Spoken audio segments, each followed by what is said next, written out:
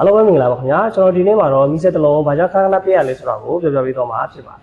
မီးစက်ပြတဲ့ရာခိုင်နှုန်း80လောက်ကကျွန်တော်မီးစက်ကြောင့်မဟုတ်ပဲအသုံးပြုတဲ့နီလန်းမှားနေလို့ဖြစ်ပါတယ်ပထမဆုံးတစ်ချက်အနေနဲ့ကျွန်တော်တို့ဒီမီးစက်ဝယ်တဲ့အခါမှာလုပ်ကိုတေချာမတွက်ချက်ပဲဝယ်လိုက်မိတဲ့အချိန်မှာဆိုလို့ရှိရင်ဒါကီလိုကနေတော့လို့ဆိုလို့ရှိရင်လည်း overload ဖြစ်တာတော့ပေါ့နော်ဒီလိုကီလိုကများသွားပြီဆိုလို့ရှိရင်လည်းရေရှည်မှာဒါမီးစက်ပြတ်နိုင်တာတော့ဖြစ်နိုင်တယ်ဗျ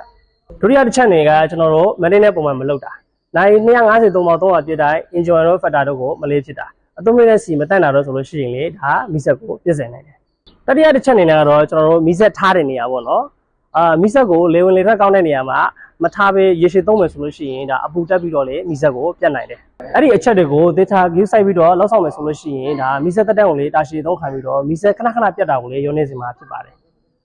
နောက်ထပ်ပေါ့နော်ဒီဘလို့အခြေအနေမျိုးမှာမီးစက်ပြတ်နိုင်လဲဆိုတာဒါရှိခဲ့လို့ရှိရင်လေဒါ comment မှာတစ်ချက်လောက်ဝင်အောင်ပြောပြပေးကြပါဦးခင်ဗျအားလုံးကိုကျေးဇူးတင်ပါတယ်